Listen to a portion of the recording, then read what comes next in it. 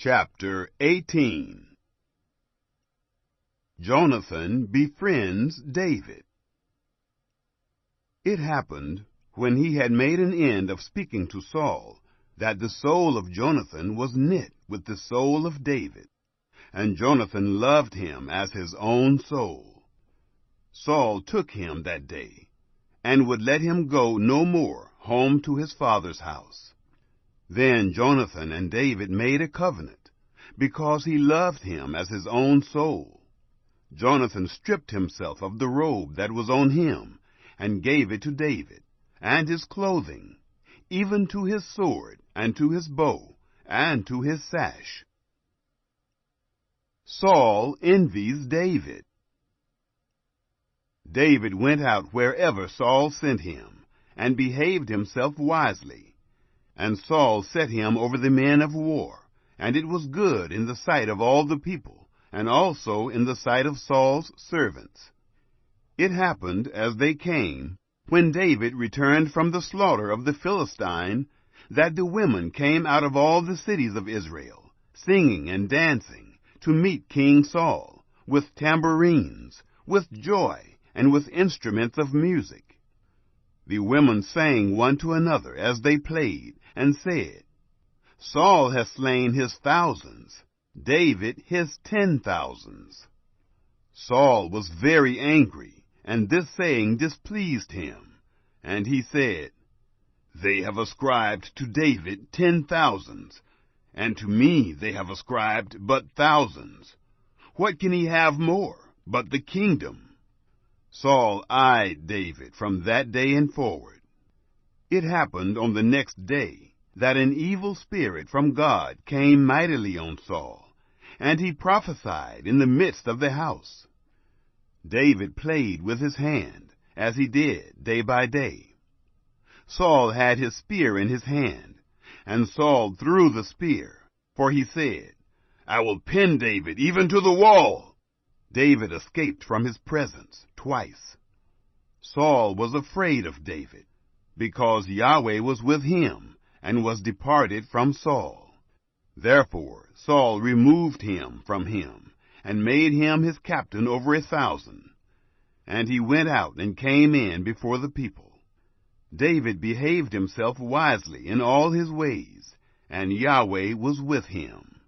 When Saul saw that he behaved himself very wisely, he stood in awe of him. But all Israel and Judah loved David, for he went out and came in before them. David marries Michal.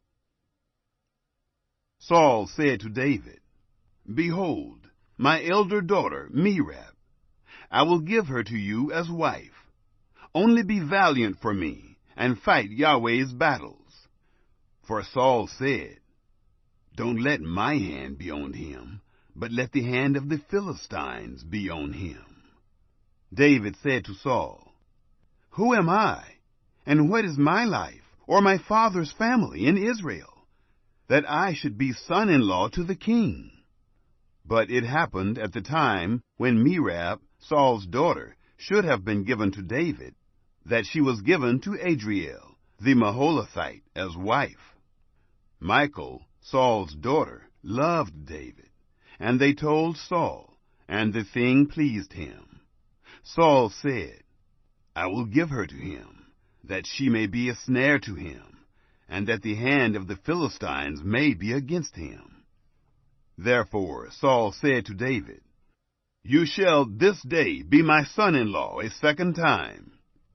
Saul commanded his servants, Talk with David secretly, and say, Behold, the king has delight in you, and all his servants love you. Now therefore, be the king's son-in-law. Saul's servants spoke those words in the ears of David. David said, Does it seem to you a light thing to be the king's son-in-law, since I am a poor man and lightly esteemed? The servants of Saul told him, saying, David spoke like this.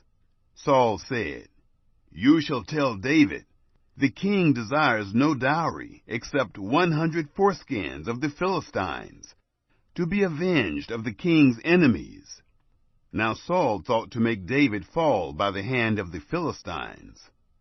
When his servants told David these words, it pleased David well to be the king's son-in-law.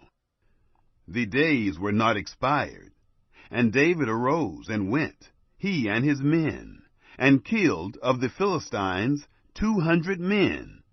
And David brought their foreskins, and they gave them in full number to the king, that he might be the king's son-in-law. Saul gave him Michal, his daughter, as wife. Saul saw and knew that Yahweh was with David, and Michal, Saul's daughter, loved him. Saul was yet the more afraid of David, and Saul was David's enemy continually.